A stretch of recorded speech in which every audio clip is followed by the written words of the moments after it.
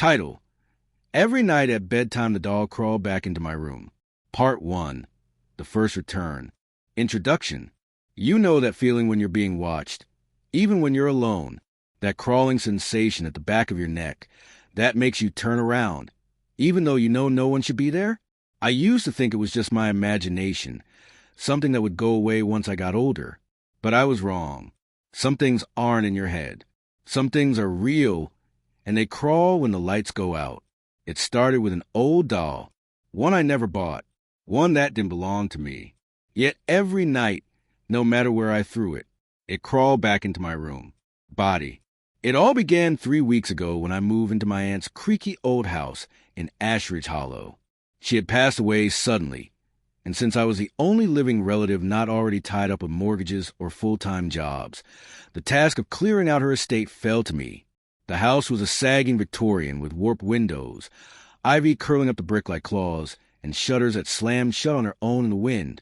It sat at the end of a long gravel road, flanked by gnarled trees and silence that felt heavy.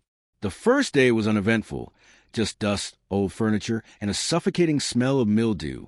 I chose the upstairs bedroom, the one that looked out over the weedy garden. It had once belonged to my cousin Lily, who'd vanished 20 years ago when she was just 7 years old. They never found her. The room was still painted pale pink, with peeling unicorn stickers on the closet doors. Her toys remained where she had left them, arranged with the eerie precision of a child. At the foot of the twin bed, slumped against the wall, was the doll. She was nearly 2 feet tall, with stiff porcelain arms and legs. Her face cracked around the eyes like dried clay. One of her glass eyes was slightly off-center, as if always watching you from the corner of her vision. Her mouth was painted into a subtle, uncanny smile. She wore a blue dress with lace trim and a white bonnet that was yellow with age. I remember staring at her for too long, the silence stretching between us like an invisible thread. I hated her immediately. That night, I couldn't sleep. The old pipes groaned through the walls, and a draft whistled under the door. I kept my eyes shut, telling myself it was just an old house settling. But around 2:14 a.m., something scraped softly across the wooden floor. Scrape, scrape, scrape. I opened my eyes. The room was cloaked in shadow. My heart thudded in my chest, thudding loud enough that I thought I might not hear it again. But I did. Scrape, thump. I reached for my phone, its screen lighting up my face like a flashlight in a cave. The time was exactly 2:17 a.m. I sat up slowly, letting my eyes adjust to the dark.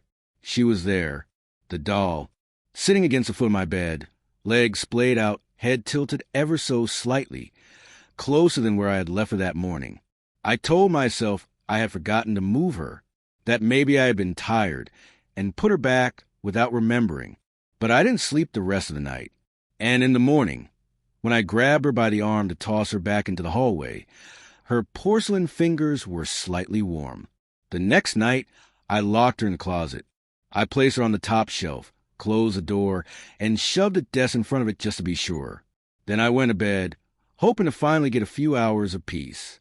I woke up at 2:14 a.m. again. This time, the sound was different. Tap, tap, tap, like fingernails on glass. I sat up, the room cold enough to fog my breath. And there she was, at the window. The doll stood upright, somehow balanced on the narrow sill from the outside, her porcelain hand pressed to the glass. Her cracked face was inches from mine, and though she didn't move, I could feel her staring straight through me. I screamed. I leapt out of bed, heart jackhammering my chest, and back toward the door. When I flipped the light switch, she was gone, just a breeze swaying the curtains. The closet door was still blocked by the desk, but when I moved aside and opened it, she wasn't there. I checked the hallway. I checked the attic. Nothing. I didn't sleep at all that night. On the third night, I didn't bother trying to hide her. I left her in the hallway and even shut my door. I lay in bed, phone clutched in my hand, staring at the ceiling, waiting. 2:14 a.m. A soft creak echoed just outside. The door handle began to turn. It wasn't violent. It wasn't loud. It was slow, methodical, and impossibly gentle, like someone trying not to wake me but still desperately wanting in. I jumped up, pushed a chair against the door, and held it there, shaking. Something pressed on the other side. Light, weak, but insistent. And then, scrape, scrape, scrape. She was crawling now. I could hear it. Porcelain scraping against wood, the patter of tiny, stiff fingers. It stopped right behind the door. Silence. I dared to whisper, "Go away." The knob turned again, violently this time. I screamed and pushed back harder. Something scratched on the lower part of the door. Not claws. Fingers. Tiny, curved fingers. By morning, there were scratches, 3 shallow grooves etched into the paint near the bottom of the door. The doll? Back in the center of the room, sitting on the rug, staring at me. I decided to burn her. I took her out to the backyard, doused her in lighter fluid I found in the garage, and struck a match. The fire flared, swallowing her blue dress in a hiss and curl of smoke. She cracked and split, eyes melting into puddles. I stayed there until it was nothing but ash and a melted ice socket. That night, I slept downstairs. I didn't want to be anywhere near the bedroom. I set up a sleeping bag in the living room, turned on every light, and kept the TV on low volume just to drown out the silence. At 2:14 a.m., the lights flickered. The TV screen went black. In the static reflection of the glass, I saw movement, just a blur, small and low to the ground. I turned around slowly. She was crawling toward me. Her body was blackened, half melted, eyes gone, mouth wide open as if screaming without sound. Bits of scorched lace clung to her limbs, and her fingers dragged bloody lines across the wooden floor. I couldn't scream. I couldn't move. I only remember blinking, and she was gone. But in her place, a single word was carved into floorboards with what looked like fingernails. Stay. Conclusion. The worst part isn't that she came back. It's that now she doesn't wait until 2:14 a.m. anymore. Now, I hear her in the walls, in the vents, in the darkness beneath the furniture. I've tried leaving the house, but something pulls me back. Something keeps me tethered. I think it's her. I thought I was just cleaning up a dead woman's things. But something was left behind. Something angry. Something that remembers me. And now she's waiting for bedtime. Part 2. The scratching inside the walls. I didn't sleep at all after the burnt version of the doll appeared crawling toward me in the living room. I stayed up until sunrise, sitting with my back to the wall, every light in the house blazing. The word "stay" carved into floor felt like a warning. Or maybe it was a demand. Either way, I was afraid to move. My phone's battery had died hours earlier, and the charger wouldn't work. I tried the outlets. None of them responded. The power, despite the lights being on, was off or controlled. Like the house had its own rules now. By morning, I gathered what little courage I had left and fled the house. I didn't even change out my clothes. I just got into my car and drove until I found a gas station with a working phone. I called my friend Sarah. I told her everything. Well, almost everything. I left out the crawling, the scratching, the eyes. I just said there was something wrong with the house. She agreed to come by that evening and help me go through it, maybe even spend the night. So I wouldn't be alone. She arrived just after sunset. The moment she stepped through the front door, she frowned. "Smells like smoke," she said. I didn't tell her it was from the melted doll. We spent the next hour searching the house. Every room, every closet, every drawer. The doll wasn't anywhere. I almost started to believe it was over, that whatever presence I'd stirred up had burned away with that thing in the backyard. But then Sarah opened the basement door. Something cold rushed up the stairs, like the air had been trapped for decades and finally found its way out. "Have you been down there?" she asked. I shook my head. I hadn't dared. Not once. She flipped the light switch. Nothing happened. "Typical. We should check it out," she said. "If you're convinced this place is haunted or whatever, we should look everywhere, right?" I didn't want to. Every instinct in me screamed no. But I couldn't say it aloud. Not without sounding completely unhinged. So we went down. The basement was narrow and low-ceilinged, lined with old shelves and rusting metal tools. Spider webs drooped from the corners, and the air was thick and stale. There were boxes stacked near the far wall, some labeled with my aunt's handwriting. We went through them one by one. Family photos, yellowing papers, forgotten clothes. And then we found a smaller box, tucked underneath an old tarp. It was dusty, sealed with brittle packing tape. Sarah opened it while I held the flashlight. Inside was a collection of dolls. Not just one, 12 of them, each with a cracked face, each with missing parts. An arm here, an eye there. They were dressed in handmade clothing, the kind little girls once sewed for their favorite toys. But the clothing was stained, torn. Some even had dried, dark blotches that looked uncomfortably like blood. At the very bottom was a journal. Sarah handed it to me. It belonged to Lily. The entries were written in careful, slanted letters. They started off innocent enough. Birthday parties, school, friends. But by page 20, the tone shifted. The doll told me secrets again tonight. She says I'm her favorite. Mom says it's just imagination. But the doll moves when I sleep. I know she does. She wants me to play the bad game again.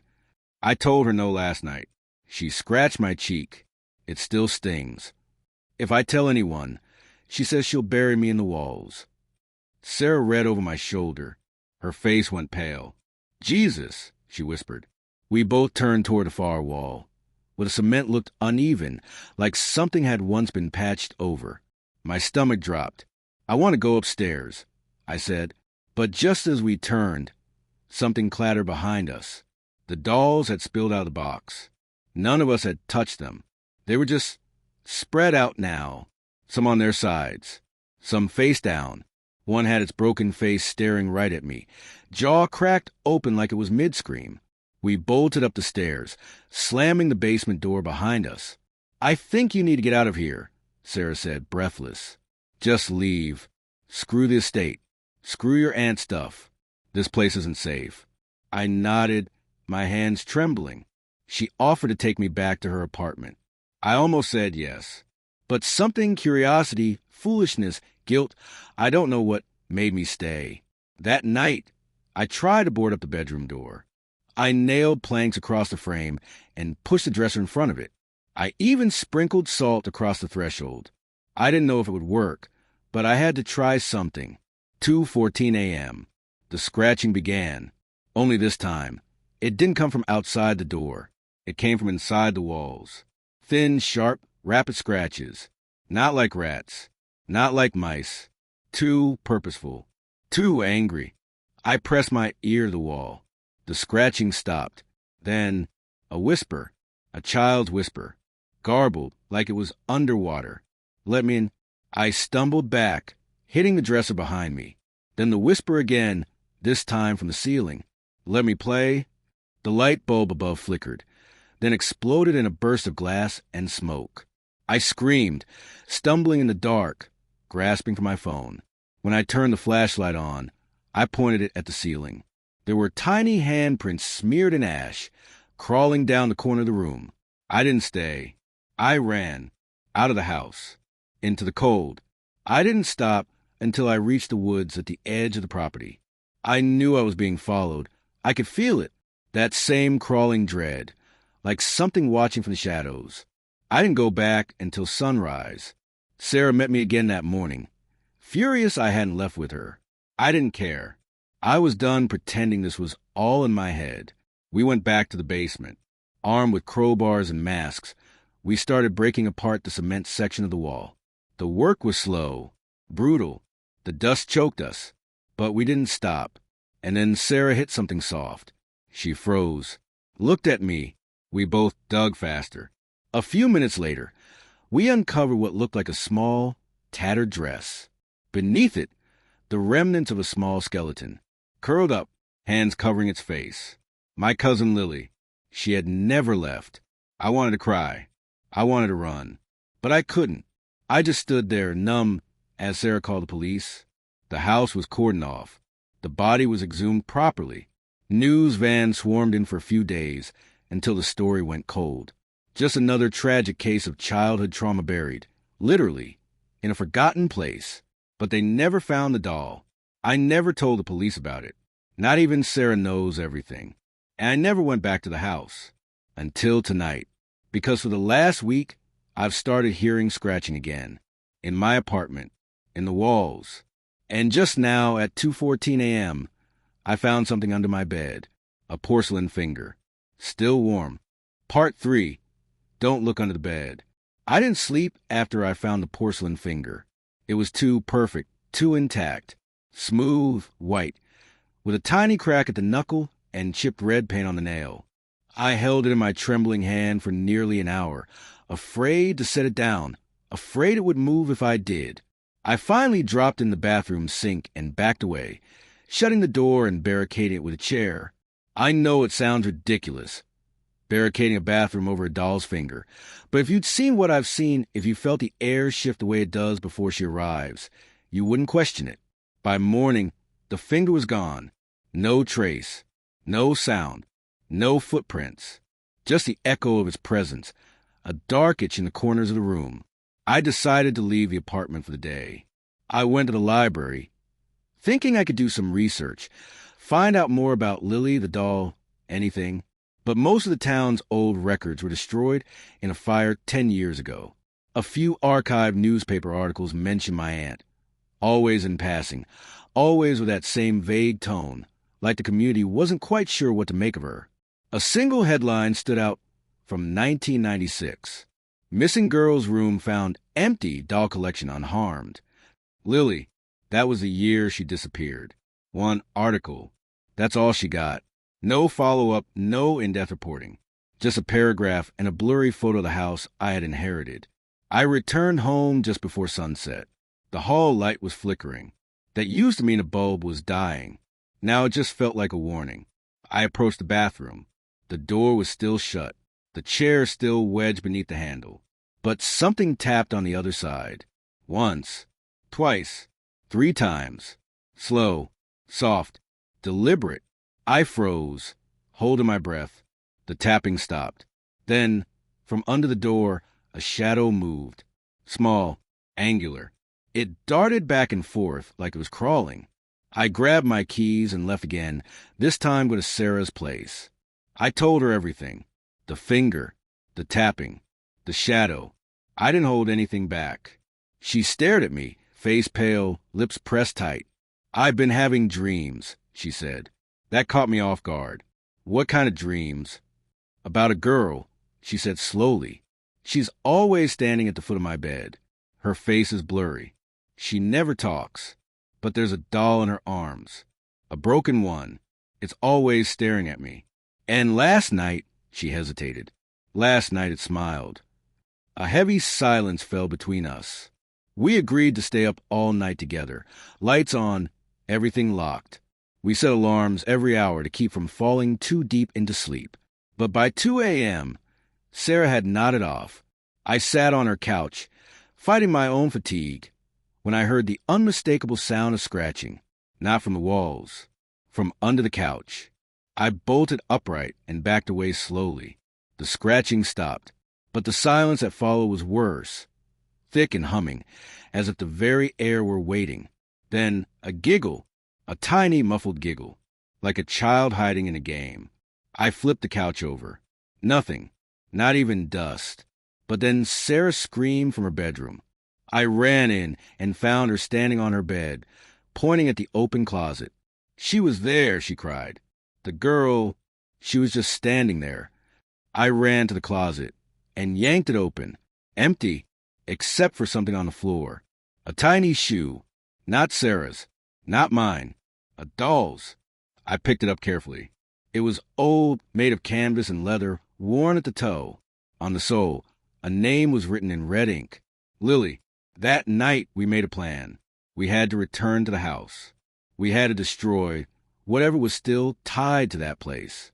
We waited until morning and gathered everything we'd need. Flashlights, shovels, a crowbar, gasoline. I didn't care anymore if the place burned to the ground. We arrived just after noon. The door creaked open by itself. The air inside was colder than it should have been. Still, oppressive. We went straight to the basement. The hole in the wall had been sealed. New cement. Still damp in some places. Neither of us had done it.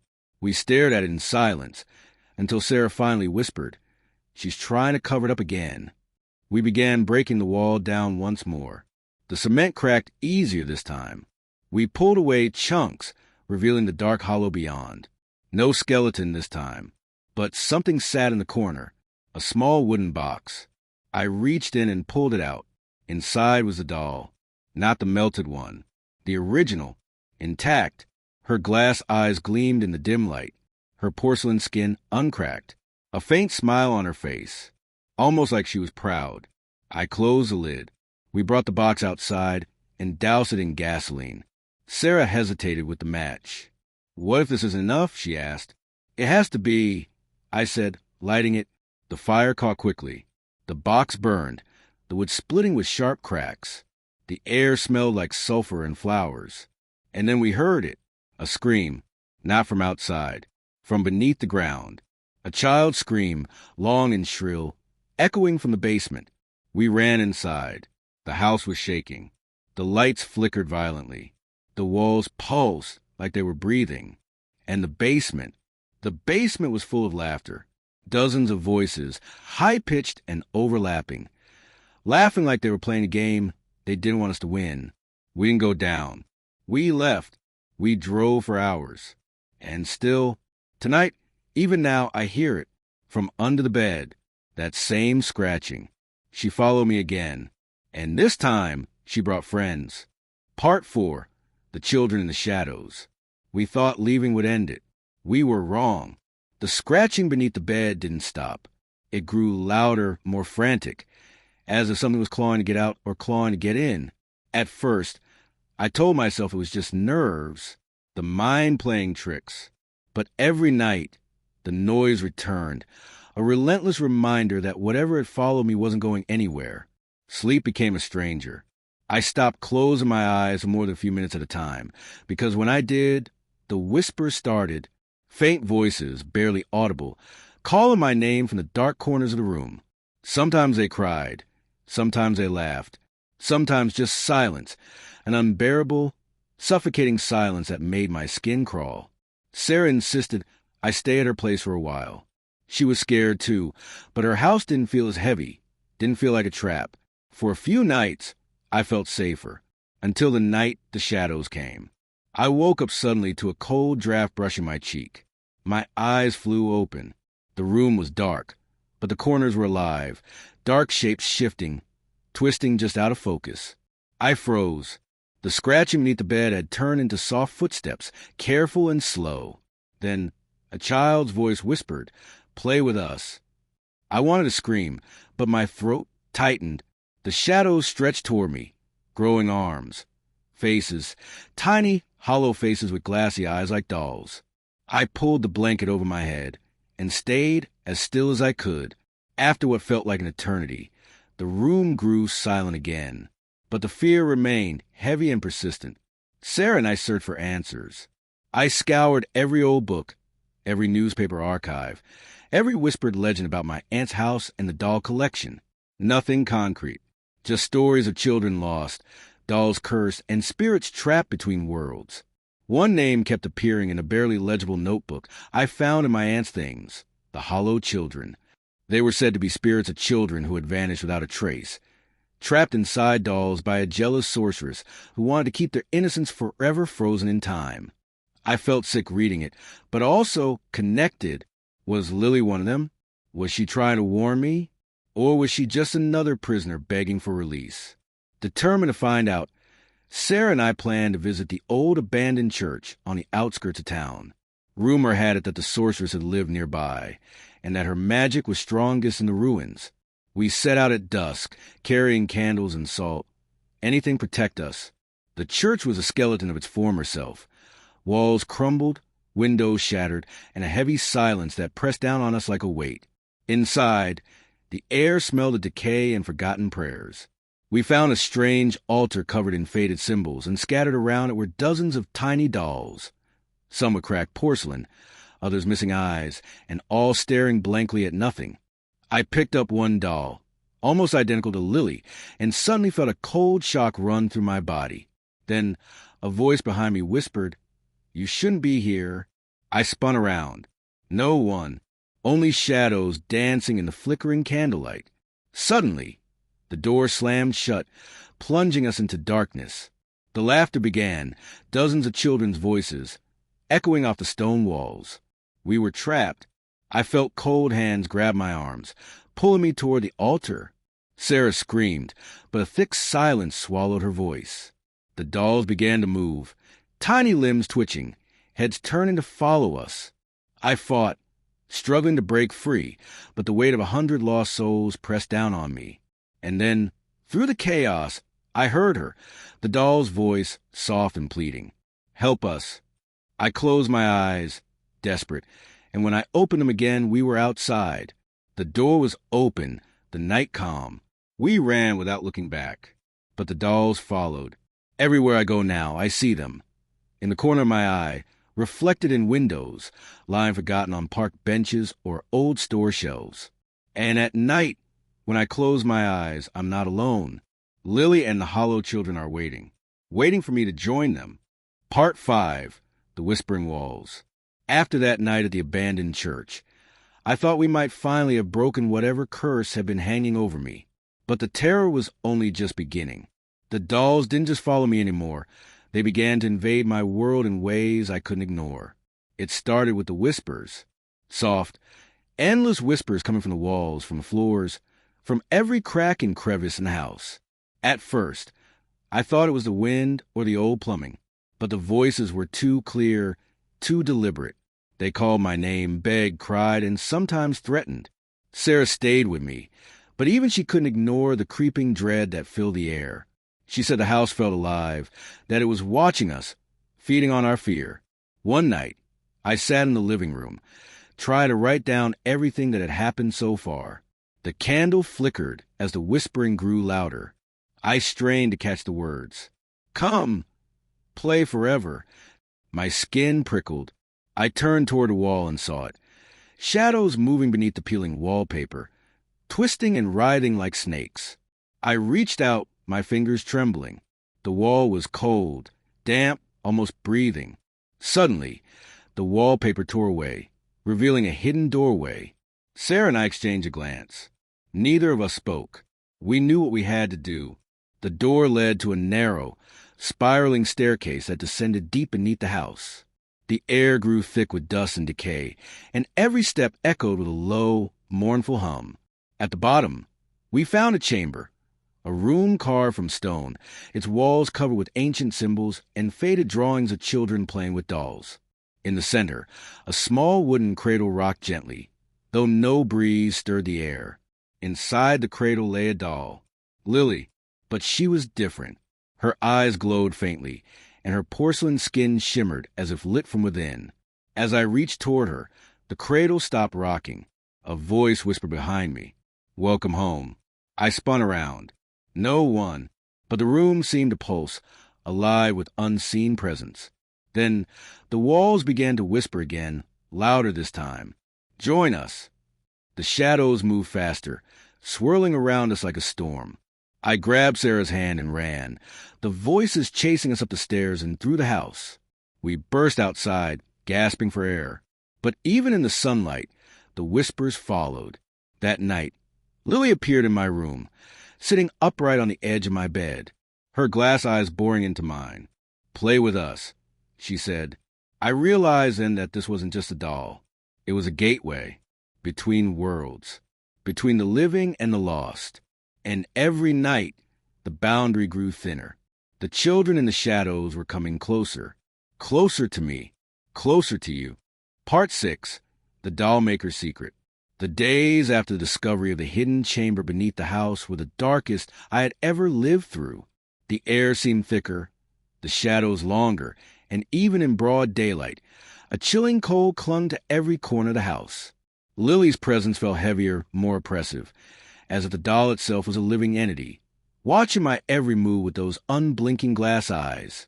I couldn't shake the feeling that the doll was tethered to something far older and far darker than I had ever imagined. The name, the hollow children, echoed in my mind constantly. Who was this doll maker that had trapped innocent souls inside these porcelain bodies? Why had my aunt collected these dolls? and why had she left so many clues for me to find? Sarah, brave as ever, suggested we dive deeper into the town's history. Together, we scoured the old library, peeling through yellowed newspapers, faded photographs, and brittle town records. We found unsettling patterns. Children disappearing without explanation, houses abandoned overnight, whispered tales of a reclusive craftsman who lived on the outskirts long ago. According to a crumbling ledger, the dollmaker's name was Elias Hawthorne, a man both revered and feared. His dolls were said to be lifelike to a fault.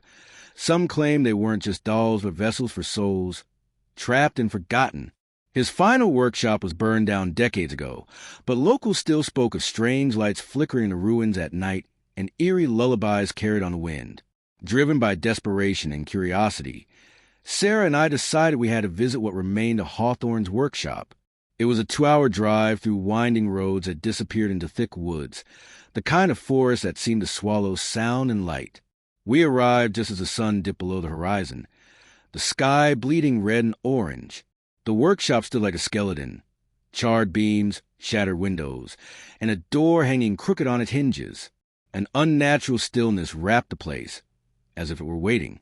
Inside, dust motes floated like ghosts in the dying light. The air smelled of burnt wood and something metallic, almost like blood. Scattered across the floor were broken dolls, their porcelain faces cracked and lifeless. On the walls hung strange symbols, etched deeply into wood. They pulsed faintly with an unholy energy.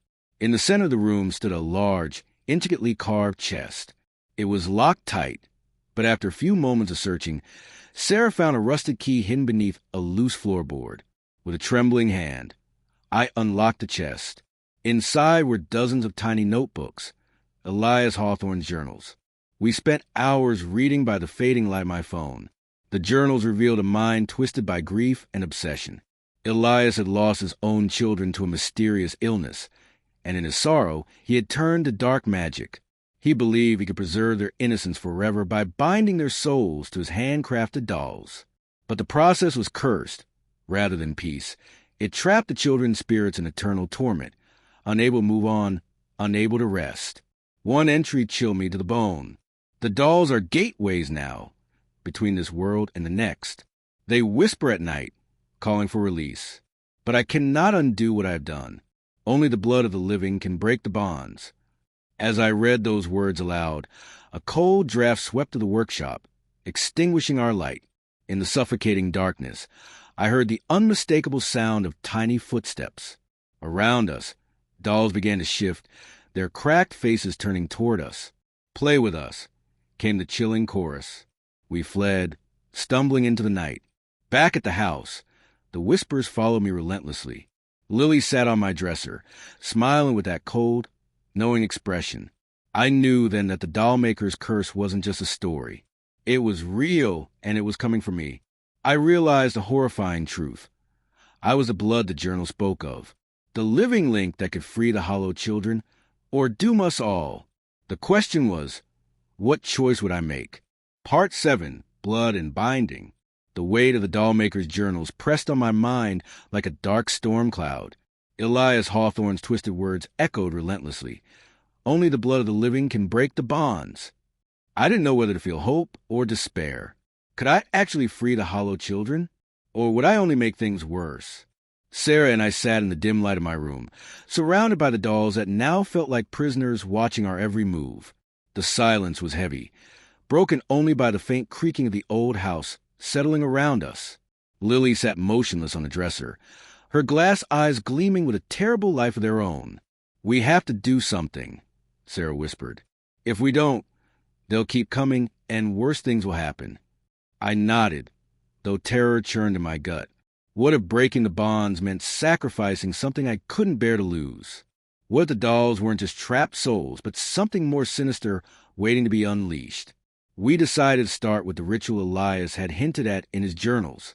It was cryptic and fragmented, but the core was clear, a blood-binding ceremony that required the willing sacrifice of living blood to sever the curse. That night, I prepared the space as best I could. Candles arranged in a circle, salt sprinkled along the edges, and the doll, Lily, placed carefully in the center. My hands trembled as I held a small knife Sarah had given me for protection. The whispers began almost immediately, soft and coaxing, almost hypnotic. The shadows flickered at the edges of the candlelight, growing closer as if the dolls themselves leaned in to watch. I hesitated, finger poised above my palm. The sting of the blade was sharp but fleeting as I pricked my skin and let the blood drip onto the doll's porcelain feet. The moment the blood touched the surface, the room shifted. The temperature plunged, breath turning to mist. The dolls stirred, their cracked faces twisting into expressions of pain and pleading. The whispers became cries, voices layered with sorrow and anger. Suddenly, the house groaned as if alive, walls trembling and dust falling like rain. Shadows spilled across the floor, coalescing into forms. Small children, translucent and shimmering with a ghostly glow. Lily's doll body began to crack, porcelain splintering to reveal a flickering light inside, pulsing like a heartbeat. I wanted to look away, but I couldn't. The ghostly children reached toward me, their hands cold and trembling. "Help us," they begged. "Free us." I felt a strange warm flood through me, a connection stretching between my blood and their trapped souls. But then, the ground beneath us shook violently. The shadows twisted, growing darker, thicker, and a terrible realization struck me. Elias's curse was not just a prison but a trap. By offering my blood, I had opened a door. A dark figure emerged from the swirling shadows. A tall, gaunt man with hollow eyes and a smile that sent chills down my spine. Elias Hawthorne. His voice was a rasp, carrying the weight of centuries. "You think blood will free them? Foolish child, you have only bound yourself to my curse." The ghostly children screamed, their forms flickering between pleading and violent thrashing. Sarah grabbed my arm, pulling me back as Elias's shadow lunged toward us, a dark wave threatening to consume everything. Desperate, I reached into my pocket and pulled out a vial of salt water Sarah had prepared earlier, a ward against evil spirits. I threw it toward Elias's form. The dark figure screamed as the water hissed and steamed on contact. The shadows recoiled, shrieking in rage. For a moment, the room was still again. The ghostly children gathered around me, their faces softening. Lily's doll lay shattered on the floor, light fading from within. "Thank you," they whispered, fading into the night air like a breeze. But Elias's voice lingered. "This is not the end." The house sighed, the weight lifting, but the menace remained. We collapsed in exhaustion, the first peace I had felt in weeks. But deep inside, I knew Elias's curse was far from broken. The blood binding had started something unstoppable, and now I was part of it. Part 8. The Haunting Deepens. Even after that harrowing night, the house didn't return to normal. The fragile peace we'd won felt like the calm before a storm. I could sense it. Something darker, something hungrier, was lurking just beyond sight, waiting for its moment. The whispers never truly stopped. They came in waves now, sometimes soft and pleading, other times sharp and angry. The shadows in the corners seemed thicker, their movements sharper, more purposeful. It was like the house was alive, breathing in a slow, menacing rhythm. Sarah stayed by my side, but even she looked drained, her usual spark dimmed by the constant terror.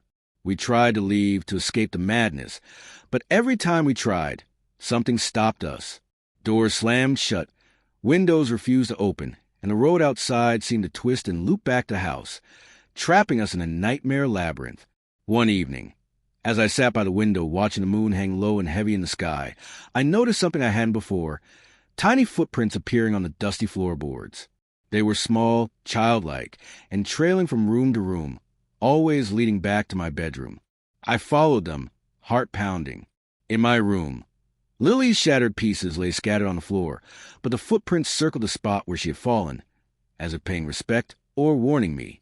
That night, I heard it, the slow creak of floorboards outside my door, the soft thud of footsteps pacing just beyond the threshold. I held my breath, gripping the edge of my bed. The door creaked open, inch by inch, but no one entered. Instead, a cold breeze swept through the room, carrying a faint lullaby, haunting, melodic, and wrong.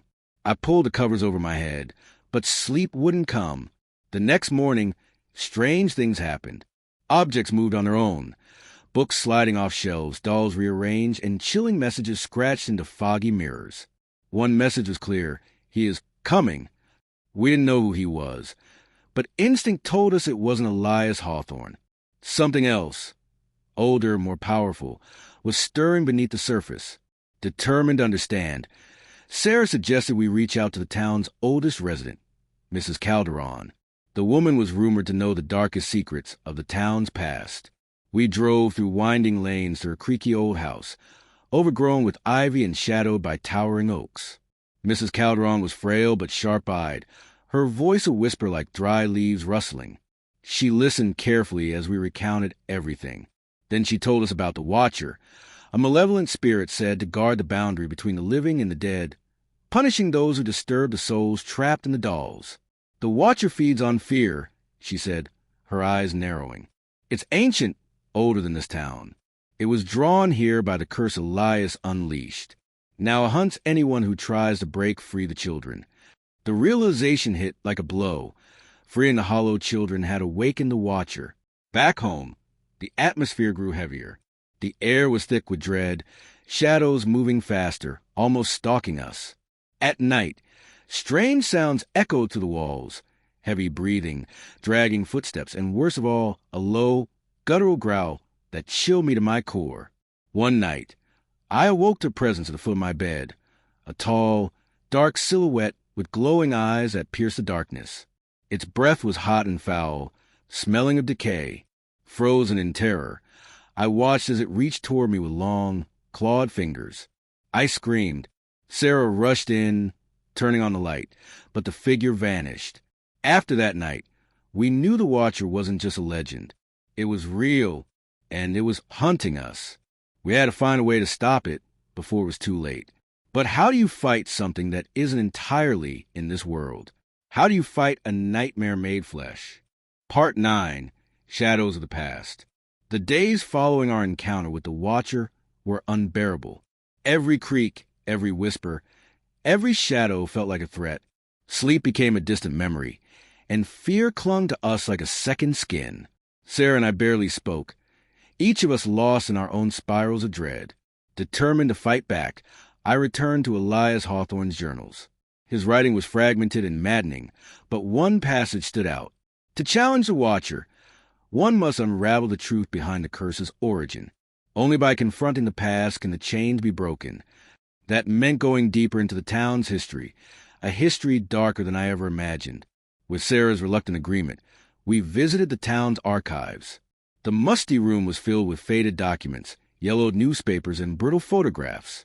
Hours passed as we sifted through records, piecing together fragments of a forgotten nightmare. The curse, it seemed, began over a century ago when Elias Hawthorne was an ambitious doll-maker obsessed with immortality. His experiments twisted the innocent souls of children into the porcelain shells of his dolls, trapping them between life and death. The town tried to intervene, but Elias vanished, leaving behind only his cursed creations and a trail of broken lives. But that wasn't all. The Watcher, we learned, was once a man named Jonathan Crane, a judge notorious for sentencing children accused of witchcraft and devilry. His spirit, twisted by guilt and rage, became the vengeful entity that now haunted the cursed dolls. A grim picture emerged. Elias's curse and Jonathan's spirit were intertwined, feeding off each other, trapped in an endless cycle of torment. We needed a plan. The journals hinted at a ritual, one that required confronting the past head-on. It meant finding Jonathan Crane's resting place and performing a ceremony to sever the bond between the judge's spirit and the cursed dolls. The cemetery on the hill was our destination, its crumbling tombstones shrouded in mist and silence. As we approached, a cold wind howled through the trees, and the ground beneath us seemed to pulse with unseen life. At the center stood Jonathan Crane's grave, marked by a weathered stone etched with ominous symbols. I laid Elias's journal atop the grave, reciting the ancient words written in shaky script. The air thickened, shadows swirling around us like a living storm. The ground trembled, and from the earth emerged a figure. Jonathan Crane himself, his eyes blazing with sorrow and fury. He spoke in a voice like cracking ice, condemning us for disturbing his rest. But as I continued the ritual, the rage in his eyes softened, replaced by a profound sadness. "Release us," he whispered, "and find peace." With the final words, a blinding light erupted from the grave, and the shadows recoiled. The doll's whispers faded into silence, their haunted eyes dimming. The watcher's presence lifted like a dark fog, leaving the night still and cold. We stood trembling, caught between relief and exhaustion. Had we truly broken the curse? Or was this only the beginning of another nightmare? Part 10. Flickers of Freedom. After the ritual at Jonathan Crane's grave, a strange stillness settled over the house. The oppressive weight that clung to the walls seemed to lighten, and for the first time in weeks, the air felt breathable, almost clean. But the silence was uneasy, like a held breath, waiting to be released. I stared at the scattered remains of Lily's doll on the floor. The porcelain was cracked, the light within extinguished, but somehow it felt different. Less like a prison, more like a resting place. I could almost sense the souls inside, finding some measure of peace. Sarah and I spent hours sitting in the dim light, waiting for signs. The house stayed quiet, the shadows stationary. No creaks, no whispers, no unseen footsteps pacing outside my door. But then, one evening, the quiet was broken. A faint sound, soft and tentative, like the brush of fabric against wood. I followed it to the nursery, the room where the dolls had first appeared. There, lying on the floor, was a single doll, not Lily, but a smaller one, with delicate features and eyes that shimmered in the fading light. Its porcelain skin gleamed faintly, and for a moment I thought I saw its lips twitch in a fragile smile. I reached out, trembling, and picked it up. The weight was lighter than before, as if the doll no longer carried the burden of those trapped souls. Suddenly, a rush of wind swept through the room, swirling around me like a protective shield. The whispers had returned, but this time they were different. Soft, grateful, almost like a lullaby. "Thank you," they seemed to say. Relief flooded through me, but beneath it was a wary hope. Could this fragile peace last? That night, as I lay in bed, I felt a presence, not menacing but gentle. The kind of presence that watches over you when you're alone. For the first time in ages, I slept without fear. But as dawn broke, I knew the curse's shadow still lingered somewhere in the depths of the house. Freedom was flickering, fragile and uncertain, and I wasn't sure if it would survive the coming darkness. Part 11. The Quiet Before the Storm. The days after the ritual passed in a strange haze. The house, once a battleground of shadows and whispers, seemed almost normal. Light filtered softly through curtains, and the oppressive cold that had gripped every room began to thaw. Sarah and I tried to convince ourselves it was over. Maybe the curse had finally broken. The souls of the dolls freed. The watcher banished. We dared to hope. But deep down, something gnawed at me, a suspicion that the calm was merely the lull before a storm. I spent more time in the nursery, watching the small doll I'd found the night after the ritual. It sat on the shelf, silent and still, its glassy eyes reflecting the fading sunlight. Sometimes, when I wasn't looking, I thought it moved just the slightest tilt of the head or a shift in position. I told myself it was my imagination. I had to, but that night, as the house settled into darkness, I awoke to the unmistakable sound of footsteps, soft, deliberate, pacing just outside my bedroom door. My heart hammered as I listened. The steps stopped. A cold breath whispered against the doorframe. I forced myself to sit up, gripping the blanket like a lifeline. The door creaked open slowly, revealing nothing but shadows. And then a voice, soft, childlike, and trembling, spoke from the darkness. "Don't be afraid." It was the voice of the doll, the small one on the shelf. I blinked, and it was gone. The next morning, I told Sarah what I'd heard. She nodded grimly, no longer surprised by the strange events. "We haven't seen the last of it," she said. "The watcher might be gone, but whatever's left in this house is still here, and it's not done with us." That day, I found a new mark etched into the nursery wall, an ancient symbol glowing faintly in the dim light.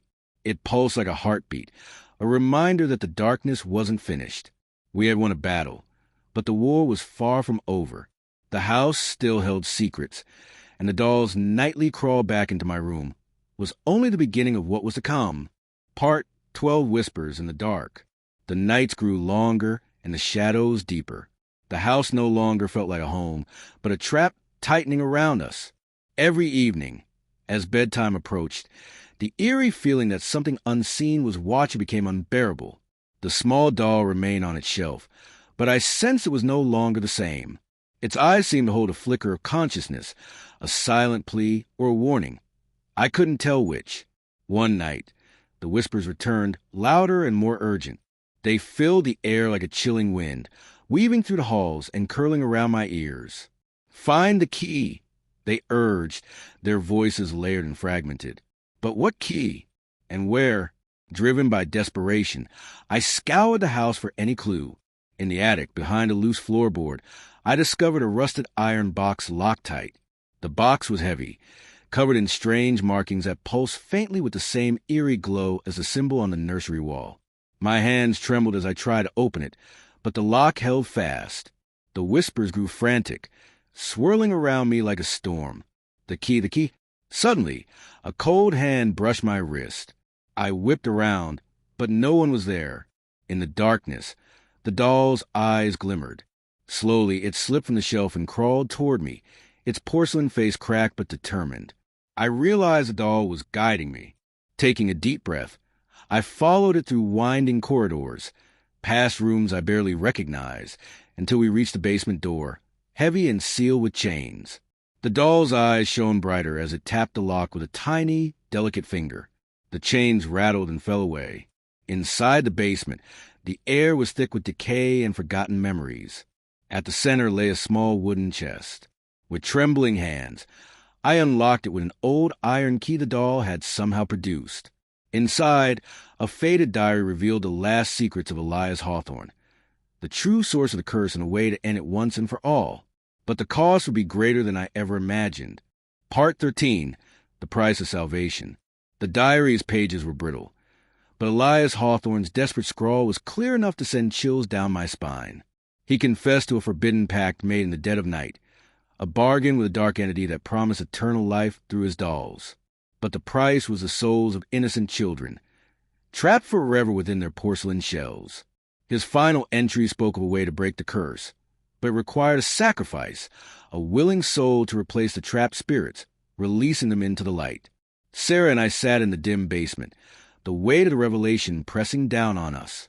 To save the haunted souls, one of us had to take their place. The room grew cold, and the faint glow from the diary flickered like a dying ember. "I won't let you do this alone," Sarah whispered, her voice steady despite the fear in her eyes. We debated, fought the despair that threatened to consume us. Could we really sacrifice ourselves? Could we condemn one to eternal torment so others could be free? That night, the doll from the nursery appeared beside my bed once more. Its eyes no longer held the faint light of innocence, but a solemn understanding. It crawled closer, its cracked porcelain face seeming to plead for peace. I knew then what had to be done. At dawn, we returned to the basement with the diary and the doll. Reciting Elias's final incantation, we prepared for the ritual. The air thickened, shadows stretching and twisting into unnatural shapes. The doll's eyes flared with light as a vortex of energy swirled around us. A searing pain ripped through me, as if my very soul was being pulled apart. But through the agony, I felt something else. Release. The trapped souls whispered their thanks, their voices soft and free. When the light faded, the doll lay shattered, its curse broken. Sarah caught me as I collapsed, exhaustion pulling me into darkness. The house felt lighter, warmer, like a breath released after holding it too long. But as I drifted off, a cold whisper brushed my ear. Every freedom demands a price. And I knew the story wasn't over. Part 14, The Last Crawl. The days after the ritual felt surreal. The heavy darkness that had blanketed the house lifted, replaced by an almost unnatural calm. The once ominous whispers had faded into silence, and the nursery, once a chamber of dread, felt empty, peaceful, even. Sarah and I tried to rebuild our lives, hoping the nightmare was finally behind us. But some part of me couldn't shake the lingering feeling that the curse's shadow still clung to the edges of our reality.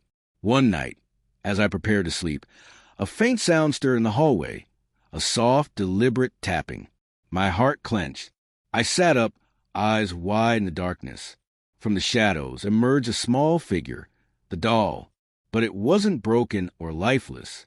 It crawled slowly, purposefully toward my room. Its eyes no longer glowed with malice or sorrow, but with a strange, quiet acceptance.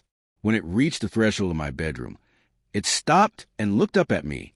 In that silent gaze, I saw not a cursed object, but a guardian, a silent witness to the cost we had paid.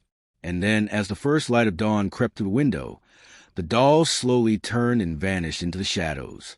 I understood then that some things can never truly leave us. The curse had ended, but its memory, its presence, would crawl back into my life every night at bedtime, a reminder of the darkness we faced, the price we paid, and the fragile peace we earned. I closed my eyes, breathing deeply. Whatever came next, I was ready, because some nightmares don't end. They only change shape. The end.